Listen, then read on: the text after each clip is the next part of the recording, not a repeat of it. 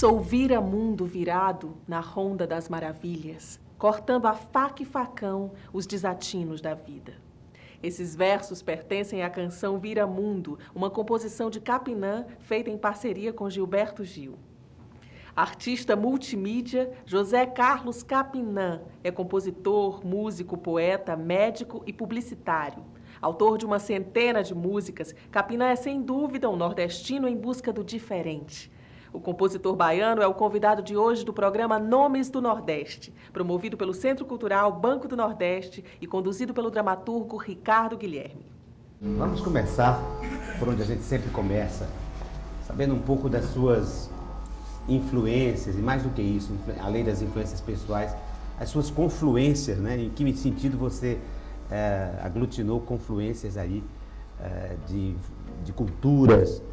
Eu sei que você não nasceu em Salvador, nasceu no litoral norte da Bahia, só depois vai a Salvador, mas eu acho que é interessante a gente saber um pouco da sua infância, das referências culturais que você teve na infância, que foram desaguar no letrista, no poeta que você é. Eu tenho um pouco assim para contar sobre isso. A minha infância e a minha grande influência é a cultura popular. Que é a minha. Eu nasci numa casa sem bibliotecas, no interior da Bahia. Então, eu sou um jovem que procurou o seu caminho.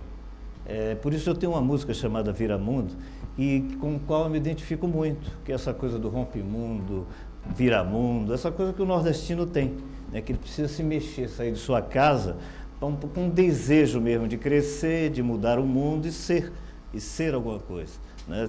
Buscar sua identidade, buscar aquilo que ele quer ser, né? Então, minha primeira influência é a feira. É a feira, são os cantadores.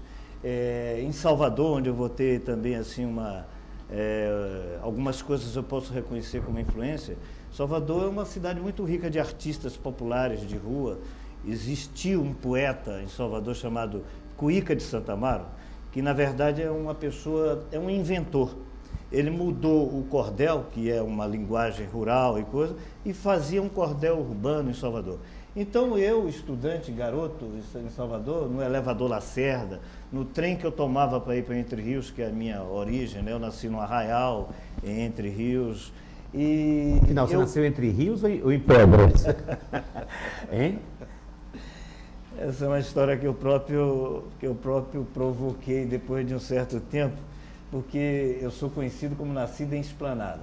Esplanada é uma cidade limítrofe de Entre Rios, com Entre Rios, e é depois de uma ponte que é o limite entre Rios e Esplanada. E meu pai, na época, em 41, as comunicações eram mais fáceis com Esplanada.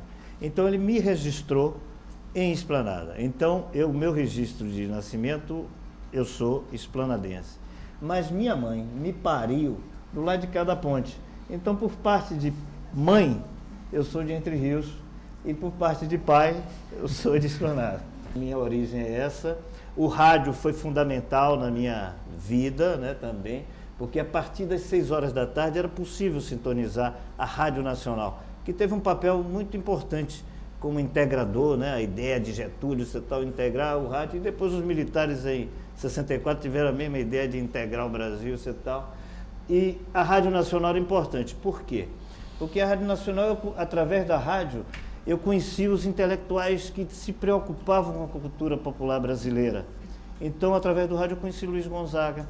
A Rádio Nacional tinha uma programação fantástica em relação a isso, né? E pegava, por incrível que pareça, às vezes não sabe. Conheci o pai de uma pessoa que mais tarde vai ser muito amigo meu e muito um intelectual muito importante na modernização da vida cultural brasileira, que são os intelectuais ligados ao Centro Popular de Cultura, da UNE, na década de 60, e entre eles o Vianinha, cujo pai era o Aldovaldo Viana, que autor das radionovelas. Exatamente, autor de radionovela, que começa uma grande tradição de dramaturgia no Brasil, que hoje tem as novelas como... Então, o rádio já também foi o meu grande guia nesse início de coisa. A poesia literária, na verdade, os poetas literários que eu tive acesso na escola eram os poetas românticos. Era Castro Alves, de quem eu não gostava muito, Gonçalves Dias, de quem eu gostava demais, achava uma linguagem mais coisa, e por aí por diante. Bilac, que eu também não tinha muita afeição, mas é aí. É aí que... Você vai para Salvador em que idade? Com que idade? Olha, muito cedo eu fui, vamos dizer assim, tirado de casa, nesse sentido de... Né, porque o tirado de casa também tem um sentido para a mulher e um sentido para o homem no Nordeste. Sair de casa para a mulher no Nordeste é uma coisa, para o homem é outra, né?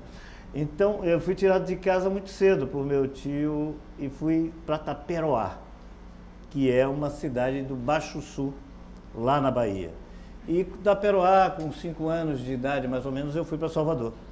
E em Salvador eu comecei uma formação toda... Toda a informação que eu trago. A instrução também, é em Salvador. É, exatamente. E a informação urbana é toda de Salvador, cidade que até hoje eu adoro e que me deu os primeiros guias, né, assim, de... E é interessante a figura urbana. do Cuíca... Em Salvador. Em Salvador, né? O Cuíca ficava no elevador Lacerda, né? E ele anunciava uns livros de cordel, tipo assim, sobre os escândalos da cidade, né? Então, as grandes famílias se sentiam ameaçadas pelos livros Uma espécie de cronista urbano. Cronista urbano. Através do cordel. Exatamente. Ele ia para a porta do elevador Lacerda, lia os versos, alguns versos iniciais, e criava uma curiosidade do pessoal sobre um escândalo com uma família importante de Salvador. Você diria, Capinã, que o início da sua produção poética é quando você entra na universidade? Coincide com o seu engajamento no Centro Popular da UNE, com as volantes da UNE, o movimento universitário? Eu diria, mas com uma ressalva. Eu já escrevo antes de entrar na universidade, mas a ideia mesmo da função social da poesia, vamos dizer assim, a consciência da poesia como linguagem, né, o culto à palavra mesmo, a coisa, vai nascer quando eu entro na universidade.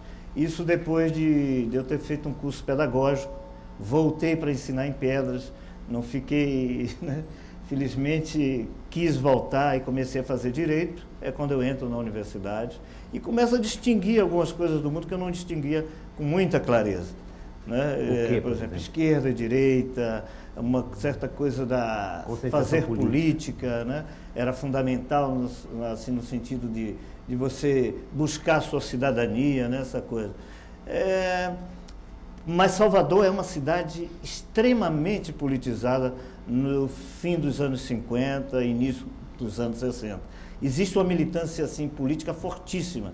Os secundaristas são muito organizados, não é? E estão na rua, fazem greve, lutam por meia passagem, por meia entrada em cinema, e tudo isso, né, vai me deixando cheio de informações sobre, mesmo que eu mantenha uma distância por timidez, por uma série de coisas assim, que eu trago mesmo assim da minha procedência, da minha origem pequena. Faz alguma diferença entre poesia musicada e poesia não musicada? O poeta e o letrista? Eu faço uma diferença, mas não necessariamente na diferença que é feita.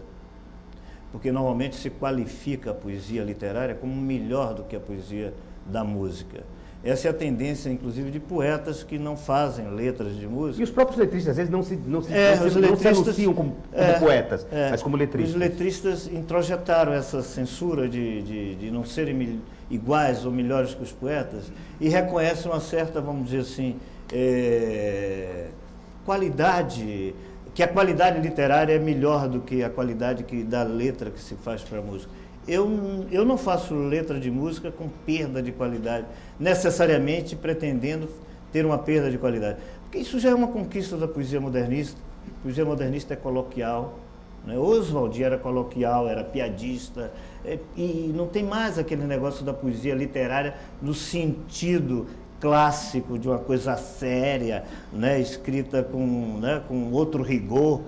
Né? Eu já fui um poeta muito rigoroso, por exemplo, eu tenho o meu primeiro livro, Inquisitorial, que é o poema, ele tem um ensaio do José Guilherme Melchior sobre o Inquisitorial, né? Que é a Astúcia da Mímice, onde ele descobre as qualidades literárias do Inquisitorial, mas na verdade eu trabalho à vontade, e inclusive mais tarde eu quis perder esse rigor. assim, no sentido de que eu acho que a qualidade da poesia e da palavra é a relação que o poeta pode manter com o que ele faz. Né? Eu acho que a sinceridade, a lealdade com a palavra, a questão de que eu acho que poesia é uma forma de conhecimento. Uma forma de conhecimento, por exemplo, diferenciada da química, da física, mas uma forma de conhecimento. O poeta não pode dizer nada que seja mentira. Porque se ele mente, se a relação dele com o que ele faz é mentirosa, ele vai ser cavalgado pela palavra. Ou seja, se eu digo, por exemplo, estou fazendo uma letra, coisa, e está na moda o axé, ou está na moda dor de cotovelo. Vamos dizer que eu nunca levei um corno, mas como, na verdade, o mercado pede a dor de cotovelo, eu vou escrever uma letra dizendo ela foi embora e não sei o que tem lá, o cacete. E é uma mentira, porque eu não vivi isso existencialmente. É apenas uma pressão do momento, do mercado, da verdade que se quer. Mas acontece que é o seguinte, como o poeta não mente, e como a palavra é premonitória, e por isso o poeta também é chamado de vate, ele vaticina, ele está vaticinando o seu próprio momento futuro. Ele está antecipando o chifre, então, no caso aí. Ele está antecipando o chifre. E vai rolar. E vai rolar. Vai rolar. Então, você acha que a poesia é testemunhal, de vida, é testemunho de vida? Não necessariamente. De uma vivência. A poesia quer dizer que seja, vamos dizer, documental daquilo que eu vou vivendo. Mas a poesia é o que eu estou vivendo. Vamos dizer assim, organicamente, é o meu, sabe, o meu direto com o mundo. É o mundo direto comigo, uma conexão sem intervalos de coisa. Mas é engraçado essa relação da premonição, essa imagem da premonição. Eu tenho uma letra aqui, porque é uma coisa quase mítica, né? Que tem essa premonição muito clara para mais primitivas, claro, nas culturas fundamentais, místicas. Claro. Dizer o nome do morto, você não pode dizer o nome de algumas coisas, exatamente, atrai. A palavra atrai. O interdito de você dizer, por exemplo, demônio. Provavelmente aqui no interior do Ceará existe aquele, isso, o dito cujo, né? Na Bahia. Você não pode falar isso, porque a palavra presentifica o ser. A palavra que faz o ser a doença, existir. por exemplo, algumas doenças, você não pode se referir ao nome da doença? Você não pode dizer cobra. Porque Chama. você está dizendo que a cobra vai vir, vai ser. Isso no interior existe, essa relação da palavra diretamente com o... E é isso, quer dizer, a poesia é que dá nome ao ser. E o ser existe a partir do nome que recebe. Era bom que você falasse um pouco do ambiente cultural da Bahia, da universidade, da importância da Universidade da Bahia, do reitorado eu acho que isso, inclusive, pode revelar também a importância desse projeto do Banco do Nordeste hoje, porque justamente no investimento da cultura, nos anos 50, o reitor Edgar Santos faz uma intervenção na estrutura da universidade na Bahia e propõe a criação de 3 escolas novas, como propõe também a criação do campus universitário. Então, ele começa a convidar uma vanguarda internacional, uma vanguarda nacional, para ir para a Bahia nesse momento. E ele cria 3 escolas, que eu não sei se as universidades hoje têm no Brasil, mas ele cria a escola de teatro, a escola de dança e a escola de música. E o que é que acontece? Ele leva para lá o Corroita, que na época é uma vanguarda da dodecafonia na Europa, uma teoria nova que está surgindo na área de música. Ele leva o Widmer, que é também um maestro alemão. Ele leva o Smetak, que é um inventor que mais tarde terá uma aproximação com Gil, com Tom Zé, com todo mundo, e vai fazer com que esses garotos que estão vindo do interior recebam uma carga de informação nova, moderna, que está na Europa, leva o Martim Gonçalves para o teatro, para a escola de teatro. Exatamente. Leva a Lina Bobardi, né, que é uma arquiteta e está ligada também às artes plásticas e com coisa de São Paulo. E isso vai ter uma função revolucionária interna na Bahia, porque o Caetano entra nessa época na universidade. O Tom Zé entra nessa época. Fez filosofia. Filosofia. O Gil entra nessa época na universidade. Eu entro na universidade. todos os garotos tímidos vindo do interior, com talento ou não, mas desejosos, antenados. Você foi contemporâneo do Gil no curso de Direito? Não, o Gil fez administração. O Gil fez administração de empresa, é verdade. É verdade. Você fez até que ano no Direito? Fiz até o 3º ano. E aí depois troca o Direito pelo teatro?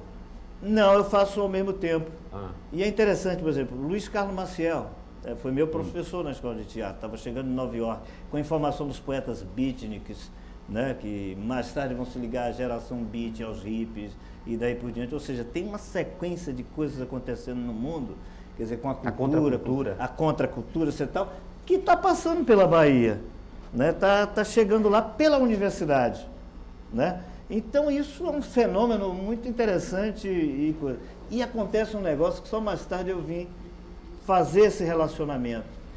Tem na Bahia um educador chamado Teixeira, como é? Anísio Teixeira. Anísio Teixeira. Anísio Teixeira. Esse cara é antes do Edgar Santos. E aí que mais tarde... Cearense, né? Anísio Teixeira. Cearense, Anísio Teixeira. Anísio Teixeira, sim. Criador da Universidade de Brasília. Criador da Universidade de Brasília. E tal. E esse cara é secretário de Educação na Bahia, antes de Edgar Santos ser reitor. Então, o Anísio Teixeira, que é um educador que hoje o Brasil todo sabe a importância que teve Anísio Teixeira, né? Ele está na Bahia, ele cria uma escola, na época se chamava primária, né? Hoje o nome já deve ser diferente, né? Os cursos... primeiro grau menor. Exatamente. Hoje. Então ele cria uma escola básica, que era uma escola de arte, e convida grandes artistas baianos para participar da formação dessa escola. Isso ainda em 30, porque Edgar Santos vai chegar em 50. Isso em 30. Anísio Teixeira lá jovem, garoto, cria uma coisa que hoje, quando eu soube isso, ele cria o dia da árvore. Ou seja, essa coisa aí ecológica que vai rolar agora, né, no final do século XX, o Anísio tem no início do século, no final do século XX, sim, no início do século XXI, claro, ele tem isso no início do século XX. Essa ideia de que ele plantou árvores em Salvador, nesse dia, em várias ruas da cidade. E eu vim saber isso muito mais tarde, ou seja, e o Edgar Santos foi cria do Anísio Teixeira. Então é muito importante a coisa do desenvolvimento, pensar em desenvolvimento, mas pensar em educação e cultura acoplados. Eu acho que a educação, a alfabetização devia começar ensinando música. O ABC devia ser música, poesia, teatro e tal, depois tudo bem. Isso viria mais fácil com o resto. Eu fui secretário de Cultura lá do Estado, na época do Valdir Pires, e a demanda por espaço, todo mundo queria um centro de cultura, todo mundo queria um teatro, todo mundo queria uma... Eu acho justo, tudo bem, mas é preciso refletir uma coisa. Às vezes você tem espaço e não tem processo. E o CPC aconteceu numa garagem da Escola de Direito. Ou seja, o espaço em que o CPC, esse movimento que foi tão fundamental, que até hoje, que me deu ré e compasso, de uma certa forma, acontecia numa garagem da Escola de Direito. E lá tinha departamento de educação, departamento de música, departamento de fotografia, departamento de artes plásticas, departamento de cinema, tudo numa sala só, onde a gente ensaiava o Bumba Meu Boi, onde a gente discutia os projetos de educação, onde a gente saía para usar o método Paulo Freire nas invasões, que são os correspondentes às favelas do Rio de Janeiro, na Bahia, onde a gente fez com o prefeito Chico Pinto, em Feira de Santana, um grande programa de alfabetização usando esses métodos, fazendo slide, fotografia. Na época, Orlando Senna, que hoje é secretário de audiovisual também fazia cinema e tudo, fotografava e fazia os slides para a gente aplicar no método Paulo Freire. Geraldo Sarno, que também é um dos precursores do curta-metragem no país, documental e tal, também era do CPC. E o meu primeiro parceiro de música, a minha primeira música, foi esse livrinho chamado... O meu primeiro parceiro foi Tom Zé. E a primeira letra é esse livrinho, que é uma peça de teatro chamada Bumba Meu Boi, que vai ter uma importância muito grande em minha vida, porque eu vou responder um inquérito policial militar em 64 por conta desse livrinho que está aqui aos farrapos, e escapou a sanha de minha tia, que queimou tudo que era do CPC. Você pode dar uma palhinha?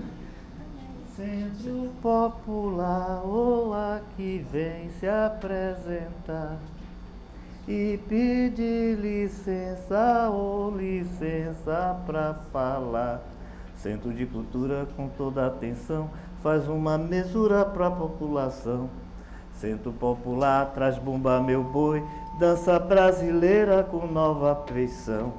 E por tua mercê, manda buscar o boi para o povo ver. Aí começa, o boi entra, a gente narra a coisa do boi como um grande processo, né, industrial, em que a carne do boi entra, o invernista, entra não sei o que tem lá, e ele vai em série até o matadouro, até o coisa, e no final o povo não pode comer, dado o processo de encarecimento. É muito interessante. Daí a censura e o processo. Daí porque ele termina dizendo uma frasezinha muito ingênua, né? A última frase do coisa, na hora da divisão do boi, diz assim: se ainda tem a memória sobrando na divisão, dá então para essa gente, para lembrar que em toda a história sempre há revolução. Depois do intervalo, você vai conhecer o poeta e o teatro.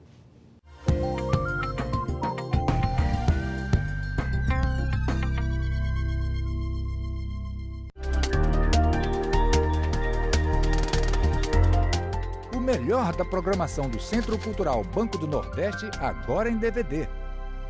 Ouçam, meus senhores todos, uma história de espantar. Lá vem a nau Catarineta, que tem muito que contar. A gente faz o que a gente pensa.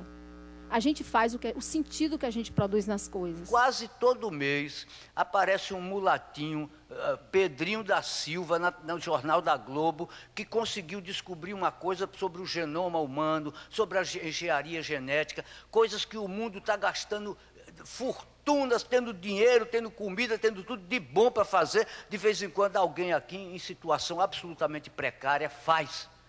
A cultura mais rica que tem do Brasil é a cultura nordestina. A cultura local é importante, a cultura mundial é importante, a cultura regional é importante, a cultura nacional é importante. Eu falando, digamos assim, do regionalismo saudável, assim, do regionalismo de reflexão e tal, e que a gente tenha um confronto bom com as outras regiões e que faça parte, que tenha visibilidade à cultura nordestina. É aquela velha ideia do Tolstói, né, de que se quer ser universal, né, pinta bem a tua aldeia, né? Paraíba era o centro artesanal, Piauí o setor da criação, em Sergipe cultura é tradição, Maranhão a reserva florestal.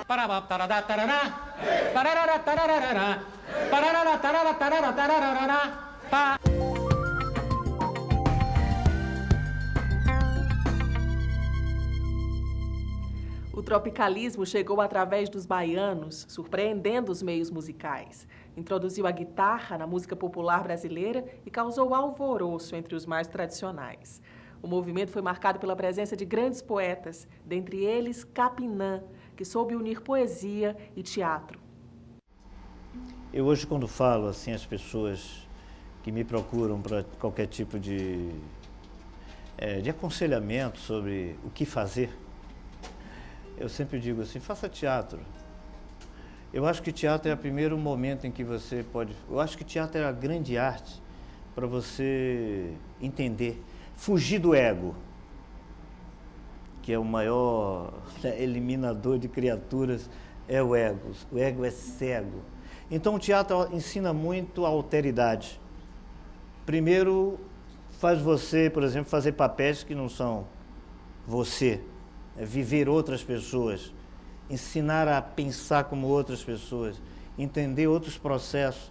Se você é filho de um latifundiário, você faz um sem terra.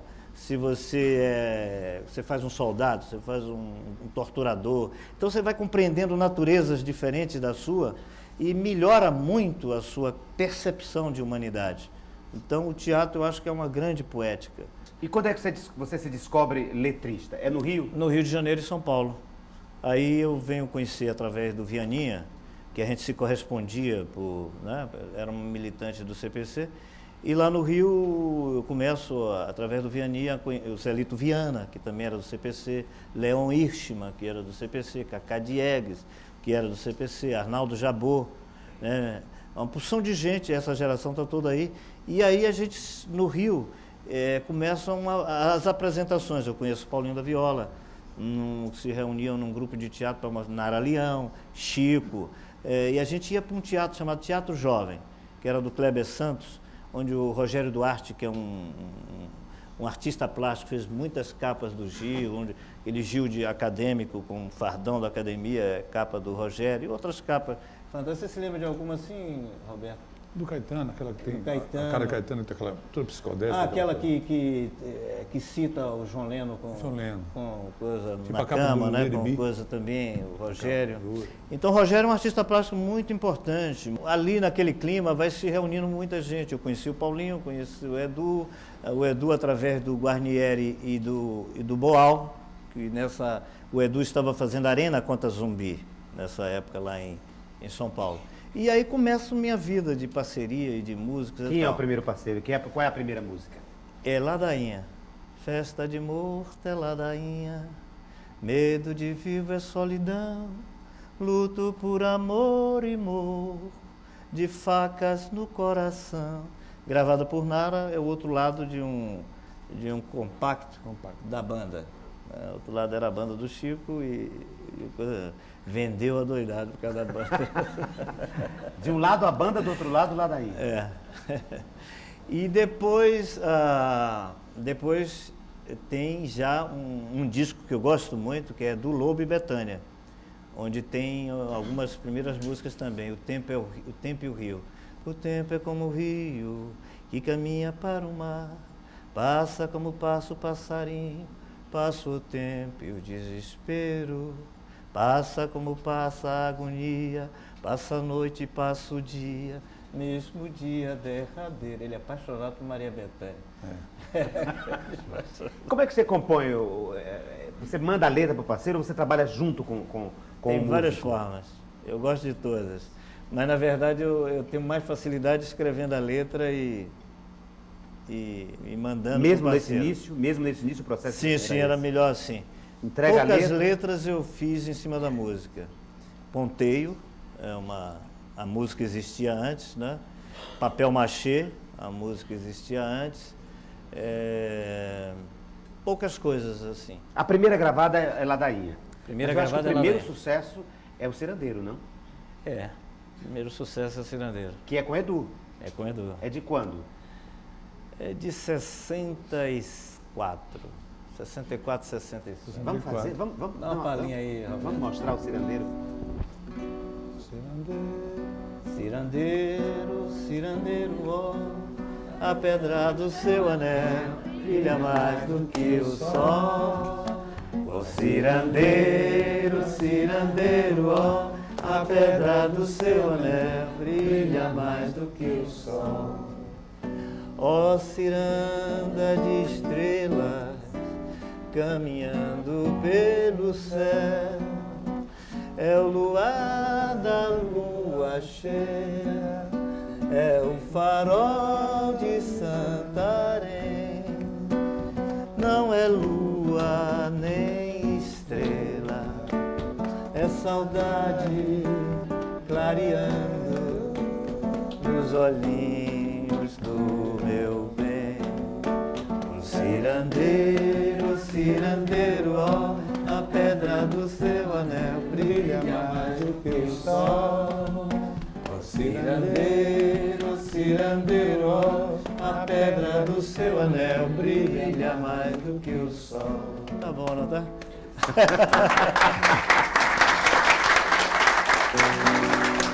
Essa coisa do samba como identidade nacional, para os nordestinos era uma coisa terrível. Por isso o Luiz Gonzaga sempre foi tido como de segunda categoria, apesar de ser um criador genial, talvez um dos maiores criadores Mas não, a música popular brasileira só queria saber de Noel Rosa, do sambista, do coisa, Nordeste é a segunda expressão. Então, nós não gostávamos disso, os tropicalistas não gostavam disso.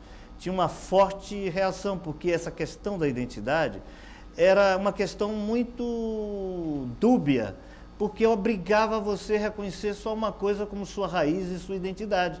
E a eleição era do samba. Qualquer outra coisa significava uma iconoclastia. Quer dizer, Sou Louco por Ti América foi uma loucura, porque era uma rumba. Então, para a música popular brasileira era uma agressão.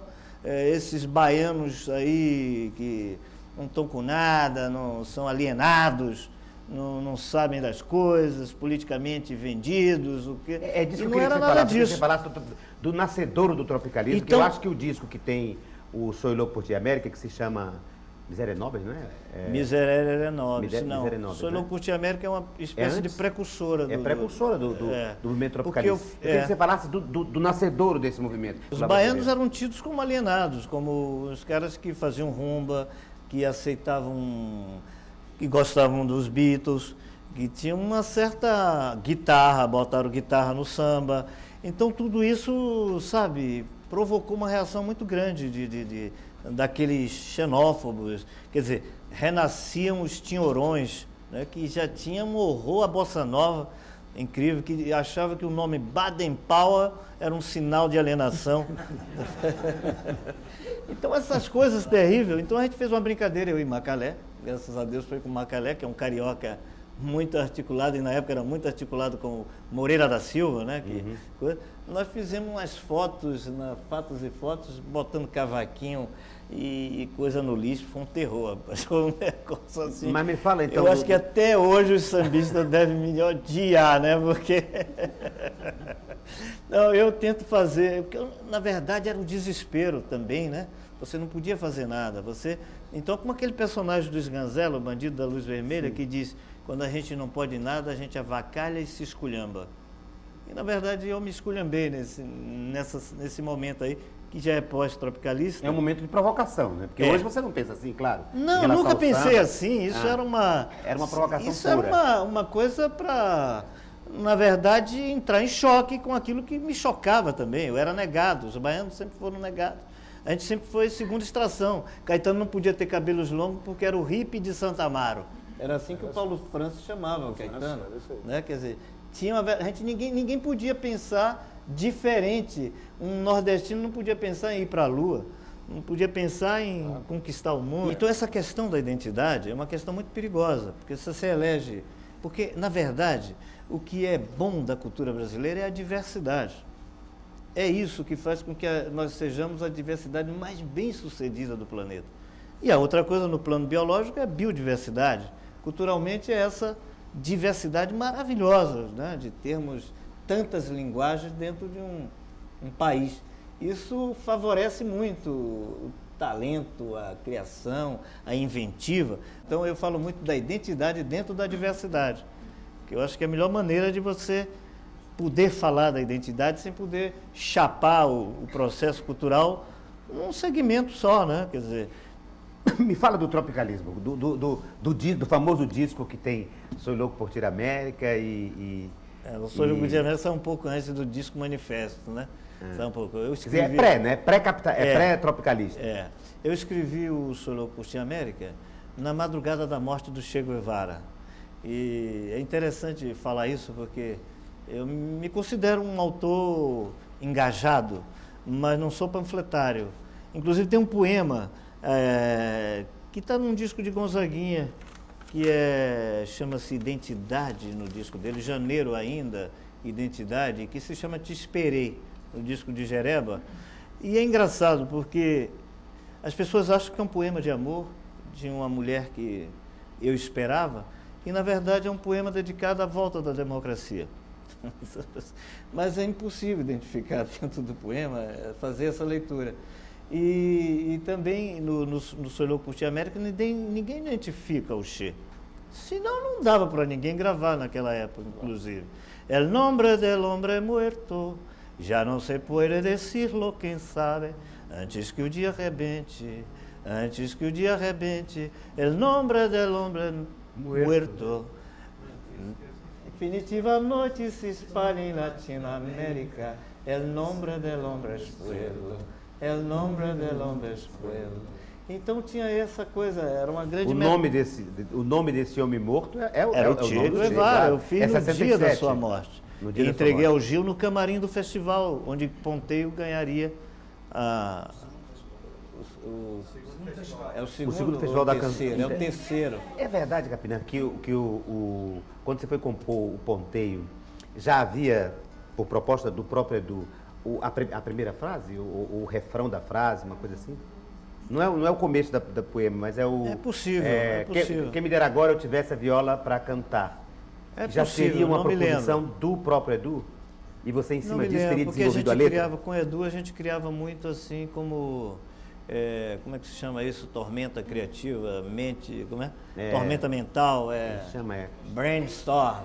Cachoeira, não. Mas aqui em português a gente diz tempestade de ideias. Tempestade. Tempestade de ideias. É muito melhor do que... Muito melhor do que esse palavrão aí. É engraçado. Nós estamos criando na Bahia uma coisa chamada Museu Nacional da Cultura Afro-Brasileira. Nós vamos restaurar um prédio do Antigo Tesouro e vamos colocar aí o coisa. E foi feito um seminário no Ministério da Cultura para falar, para a gente discutir essa coisa. E o nome do seminário é Position Paper.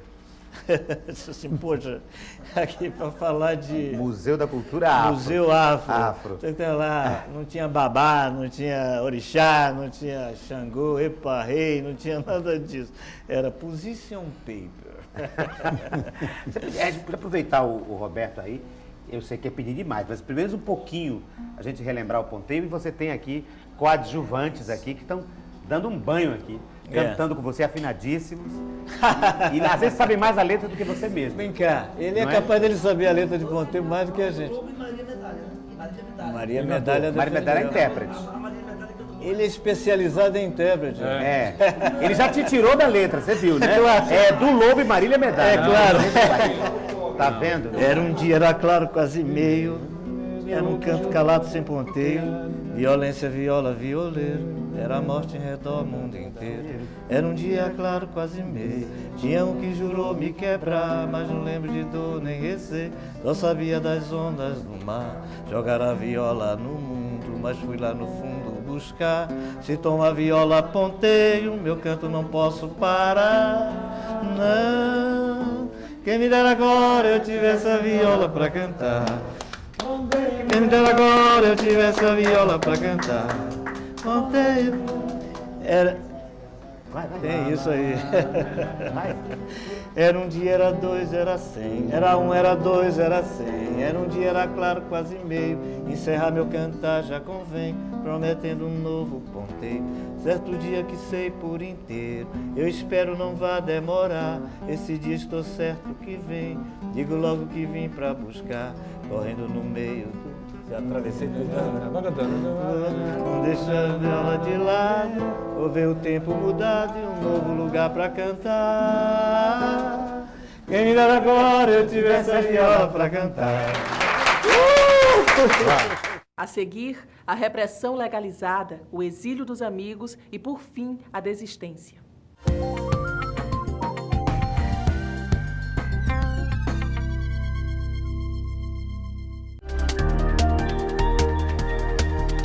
O melhor da programação do Centro Cultural Banco do Nordeste, agora em DVD. Dou prioridade realmente a esse contato com o público, que é uma coisa realmente que gratifica, que estimula, que acende a gente.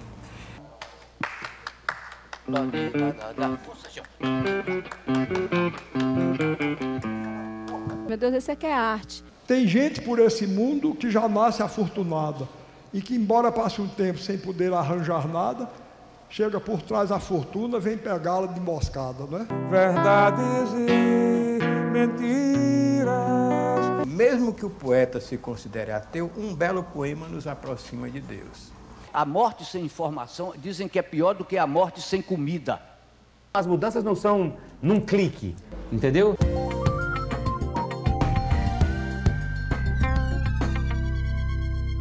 Depois de entrar no mundo dos festivais e ter vencido com a música Ponteio, Capinã conhece as vaias e sofre com o momento político. Foi vítima da repressão e viu os amigos partirem. Nesse bloco, um Capinã emocionado diz que chegou a desistir por não poder expressar o pensamento e resolveu mudar o seu modo de cantar. Eu sei que os festivais sofreram censura. Tem um livro agora que saiu do Zusa, né? Do Zusa de Mello, sobre os festivais. Queria que você falasse um pouco desse período, da relação com os poetas, o que significou isso para a música popular brasileira e para você. Olha, o festival que mais, assim, me remete a esse tipo de história é o Vou guardar aqui só pro autógrafo, depois eu devolvo, tá? É o Festival Internacional da Canção, uma música que eu fiz com Macalé, chamava Gotham City. Mas essa famosa vaia da sua carreira. Então, né? essa que você... é a minha grande participação, sabe? Que foi? Me conta, vai contando. E eu, inclusive, eu sou companheiro de vaia também do Jorge Benjor, né? Que na época era só Jorge Ben, que também recebe uma vaia nesse festival por Charles Anjo 45. Ou seja, veja como os públicos são justíssimos, né? Isso é que ano? O ano da vaia? Não me lembro. É depois do Festival da Canção, deve ser. É no momento em que o pessoal está exilado e... deve ser 69. Né? 69. O Caetano vai embora em 69, né? Esse está chegando o momento, assim, do canto de cisne, né? Assim, não sei nem se é o canto de cisne, né? Porque o canto do cisne é para morrer, né? É para morrer. Tá. Então é isso mesmo. Ele canta para morrer. Porque está apertando o cerco, né? O pessoal já foi exilado.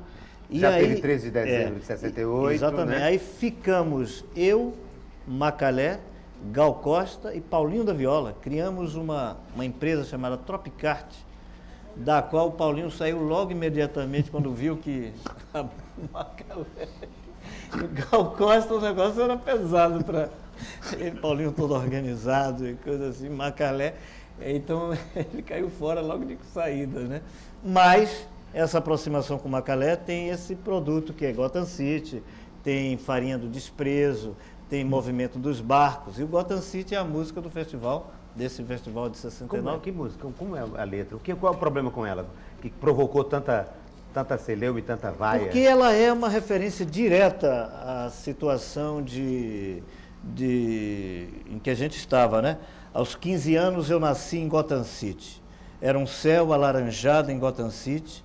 Caçavam bruxas nos telhados em Gotham City no dia da independência nacional. Cuidado, há um morcego na porta principal. Cuidado, há um abismo na porta principal. Eu fiz um quarto bem azul em Gotham City, sobre os muros altos da tradição em Gotham City. No cinto de utilidade as verdades. Deus ajuda quem cedo madruga em Gotham City. Cuidado, há um morcego na porta principal. Cuidado, há um abismo na porta principal. Depois dessa vida nos festivais, acredito que deve ter censura também. Deve ter não, é isso. Que faz com que você volte a Salvador e entre em crise com a poesia, com a palavra, com o projeto de... Interessante, porque... A frustração dessa geração que queria mudar o mundo e que foi frustrada pela Revolução. Do auditório, não. Nos camarins, estava infiltrado de policiais nesse festival. E ali mesmo, marcando corpo a corpo, né? Nas internas ali, junto e coisa e tal. Então era um clima muito pesado, muito pesado. E é nessa época que eu começo a sentir a necessidade de cair fora. E é nessa época que eu decidi voltar para a Bahia, deixar a publicidade. Fiz o vestibular de medicina com a intenção de poder ter um curso. Minha família se desfez também nessa época, né? A minha ideia era voltar para a Bahia, deixar a minha família lá, porque a minha família era baiana, a minha mulher era baiana, e eu queria com isso proteger para qualquer coisa que viesse a rolar e ficar um pouco livre para tocar minha vida, sabendo que sem o dinheiro da publicidade, eu ia estudar medicina com 2 filhos, não é? É meio complicado, já com vida arrumada e tudo, era um passo muito difícil. Mas eu tive que dar esse passo, porque não aguentava mais. E aí acontece uma coisa também, porque eu faço uma música com o Macalé, que eu acho que está até aqui, que chama Movimento dos Barcos, que é uma declaração de desistência, tipo, estou cansado e você também. Vou sair sem abrir as portas e não voltar nunca mais. Desculpe a paz que eu lhe roubei e o futuro esperado que eu mudei. É impossível levar os barcos em temporais. Aí, essa é uma música que basicamente inaugura uma situação que vai começar aí nesse momento. Basicamente, aí eu começo a parar de escrever e muda tudo, assim. Desculpe.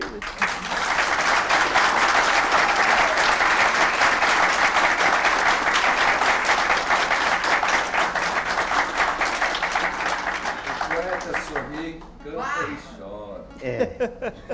Eu queria até dimensionar isso, porque eu acho que não é só um sentimento de um poeta, de uma pessoa, é de toda uma geração frustrada em função de um projeto de futuro para o país que foi frustrado, não é? E que dá nessas desilusões com a palavra, com a poesia, com o sentido da vida, com tudo. Exatamente. E essa música é um manifesto de... Bom, pessoal, não está dando para segurar, então vou procurar um jeito de sair né? Então, essa coisa para mim é uma lição. E por isso eu usei uma estratégia com relação à palavra. Quando eu percebi que essa ausência, essa incapacitação de falar, de desejar o mundo, que eu fazia as músicas no presente do indicativo. Sou mundo virado na onda. Fazia no presente do indicativo. Sou louco por ti, América. E começa essa música dizendo, estou cansado, e você também. E as outras também começam também a denunciar. Uma coisa que você pessoalmente não percebe. É a tua relação orgânica com a tua verdade. Isso é a poesia. Essa forma de conhecimento que às vezes nem você conhece. Ela vai lhe dizendo antecipadamente. Pela paixão que você tem. Pela vida, pelo outro, pelas coisas, pelo mundo. Então, isso eu percebo em determinado momento e disse, espera aí, tudo bem, entendi o recado. Então, se é premonição, então vamos cantar premonições melhores. Moça bonita, seu teleporte, que é posterior.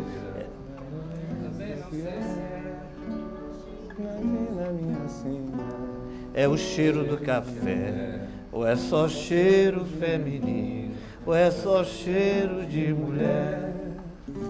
Moça bonita, teu olho brilha, qual estrela matutina, eu também não sei se é. Imagina minha sina, é o brilho puro da fé, ou é só brilho feminino, ou é só brilho de mulher. Então a estratégia de, ah é? Então vamos cantar, né? Moça bonita, vamos cantar, me dê um beijo. Vamos cantar Brinquedo de Papel Machê. Isso, então, Papel Machê que eu ia logo depois dizer, é da mesma fase. E o que é que o Papel Machê diz? Cores do mar, que com o João Bosco, festa do sol, vida é fazer na estratégia boa, né? No seu colo dormir e depois acordar, sendo o seu colorido brinquedo de papel machê. Agora é fora. Dormir no teu colo é tornar a nascer violeta e azul, outro ser, no querer, não vai desmontar. Lilás, cor do mar, seda, cor do batom, arco-íris, crepom, nada vai desbotar. Brinquedo de papel machê. Só foi legalzinho. Queria que você falasse da sua relação com Fagner, com o Petrúcio, a sua relação com o pessoal do Ceará. E com essa nova geração que vem depois do pessoal do Ceará, da qual o Ednardo e os irmãos do Ednardo, Regis, são emblemáticos. dessa época? Minha primeira chegada no Ceará foi numa discussão, um seminário que houve aqui numa escola de Direito. E viemos eu, o Gil, acho que o Torquato. Em 1900 Em 1966, por aí. Primeira vez. 65, tal. E foi daí que eu fiz as amizades aqui no Ceará. Francis, um bocado de Francis gente... Vale. Um bocado de gente assim que assistiu a essa coisa depois, a garotada, saímos aí e tal. E disso nasceu uma grande relação. Eu tenho um amigo também baiano aqui que eu frequentemente vinha me hospedar aqui na casa dele, que é o Antônio José. E aí começou, isso aí produziu assim coisas fantásticas. O Fagner, quando chegou logo no Rio, eu acho que ele teve uma mão do Ronaldo Boscoli. E o Ronaldo eu não conheci pessoalmente, mas parece que gostava de mim. Então, disse ao Fagner que me procurasse e tal. Então, eu me lembro do Fagner ainda sem gravar nada, sentado nessa casa de Santa Teresa que eu falei, que coisa e tal. E ele sentado no chão dessa casa, tocando as canções dele. Né? E aí começa uma parceria com o Fagner, Natureza Noturna. Então essa turma era muito querida, eu vinha aqui, ficava aqui muito tempo jogando pôquer, jogando king, jogando várias coisas, eu adoro jogar, eu sou muito lúdico. Então a turma também gostava, ia para casa do Dr. Zé e ficava jogando. Então a minha relação com o pessoal daqui de Fortaleza, e aqui foi o único lugar onde eu morri, né? E foi noticiado para o Brasil todo isso. Esse fato é interessante. Morri aqui em Fortaleza. Você morreu em 70 e pouco. E aí foi Me anunciado. conta, como foi aqui. que você morreu? Eu resolvi essa loucura de sair numa jangada aqui. E achava que isso era um passeio. Eu e o Afonsinho, sabe quem é o Afonsinho? Aquele jogador de barba e tal. E aí saímos. E aí, cadê que a jangada volta, né? A jangada fica 3 dias, sei lá quantos dias lá fora. E aqui eu comecei a marear, a enjoar, e aí me enfiaram lá. Essa jangada daqui não é igual às jangadas que a gente tem lá, né? Não é aquela jangada de paus, de coisa não. É uma jangada que tem até um purão, sei lá o quê, uma coisa assim. E aí me enfiaram ali. E ali eu vi o inferno, vi minha mãe, vomitava e dali não saía. Quando a jangada voltou, na verdade a jangada não voltou. Encontrou por acaso outra jangada lá no meio do oceano e me atiraram no meio do oceano, o outro me pegou, me botou na outra e voltei nessa jangada. Quando cheguei aqui já estava noticiado que eu estava morto. Barrica? Nem devia ter voltado, devia ter ficado por lá porque eu já estava morto mesmo. Queria que você encerrasse falando um pouco sobre essa experiência de rever a sua vida, ver o público cantando as suas músicas, dizendo se apropriando da sua palavra. Essa é a melhor coisa é a melhor recompensa do trabalho do poeta, e é essa coisa de realmente dividir o que faz, não é? E sentir essa resposta. Às vezes é uma coisa engraçada, às vezes eu vou no ônibus e alguém assovia uma melodia de uma letra que eu fiz, poxa, é uma coisa tão gostosa. Então a dor, que é na verdade é a base da minha reflexão. Eu fui muito solitário quando era garoto, né? Assim, a solidão é uma parceira interessante para os poetas. E é fundamental a gente pensar que alegria e tristeza não são necessariamente coisas inimigas. A gente precisa das duas. É fundamental o tempero da vida com a solidão. Eu gosto muitas vezes de ficar sozinho. Eu gosto que doa, às vezes. Doer é sentir que você está no mundo, que você está vivo e que voltou da jangada no Ceará. Obrigado, Capinã. Chegamos ao fim de mais uma edição do Nomes do Nordeste. Eu espero você no nosso próximo encontro. Até lá!